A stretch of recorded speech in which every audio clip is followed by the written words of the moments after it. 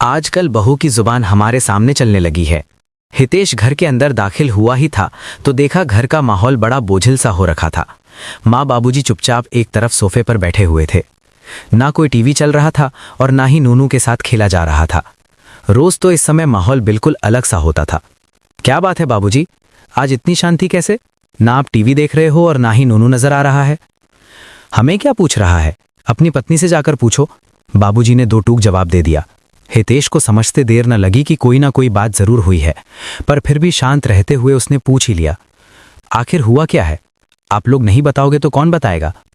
आजकल बहू की जुबान ज्यादा चलने लगी है, कोई लिहाज ही नहीं रहा कि बड़ों से किस तरह से बात की जाती है।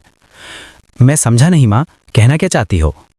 आज तो बहू तेरे बाबूजी के सामने हो गई, सारे संस्कार बेच खाए। हमें तो बिल्कुल अच्छा नहीं लगा ये सब, माँ ने लगभग चिल्लाते हुए कहा। अरे आप शांत रहो, मैं जाकर बात करता हूँ। तारा ऐसे तो कभी आप लोगों से बोलती नहीं, तो क्या हम झूठ बोल रहे हैं? अपनी पत्नी पर भरोसा है पर अपने माँ बाप पर नहीं। ऐसा ही है तो कह दो, हम हमारे बड़े बेटे बहू के पास चले जाएंगे। बाबूजी आप शांत रहिए, मैं जाकर देखता हूँ कि क्या बात है। हितेश ने वहां से उठने में ही भलाई समझी।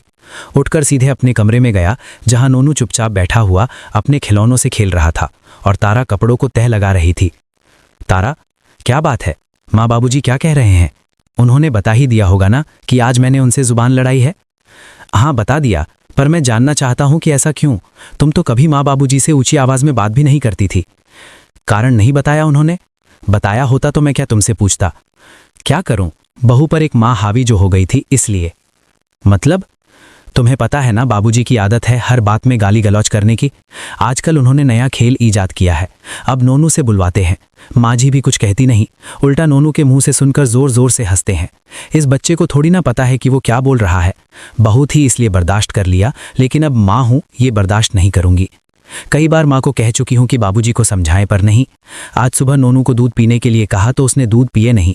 जब मैं उसे डांटने लगी तो उसने मुझे माँ बहन की गाली थी। ये सुनकर उसे समझाने के बजाय माँ और बाबूजी जोर जोर से हंसने लगे और मैंने नोनू के गाल पर थप्पड़ खींच कर लगा दिया। बस इसी बात को लेकर मुझे सुनाने लगे, जो मुझे बर्दाश्त नहीं हुआ और मैं आज सामने बोल गई। उनके लिए तो ये सिर्फ एक खेल है, पर मेरे बच्चे के लिए अब बस ना मैं गाली सुनूंगी और ना ही आने वाली पीढ़ी में किसी और को सुनने दूंगी। कहते कहते तारा चुप हो गई। गलती तारा की भी नहीं थी, इसलिए हितेश तारा को कुछ कह नहीं पाया। बाहर आया तो देखा माँ बाबूजी वहीं बैठे हुए थे।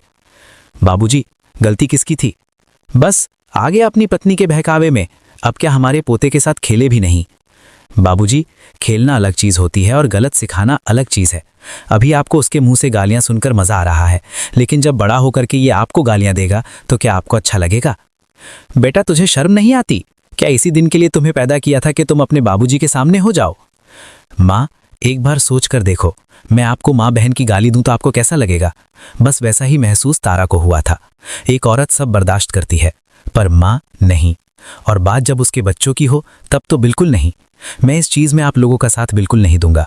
कल को वो बाहर जाकर इस तरह की हरकती करेगा तो बदनामी सिर्फ तारा की नहीं होगी, हमारे पूरे परिवार की होगी, और उस परिवार में आप लोग भी शामिल हो। तब आपको क्या बहुत खुशी होगी जब हमारे परिवार के संस्कारों को दूसरों के सामने बखाना जाएगा?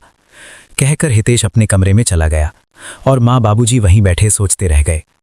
दोस्तों, ये कई घरों में देखा गया है।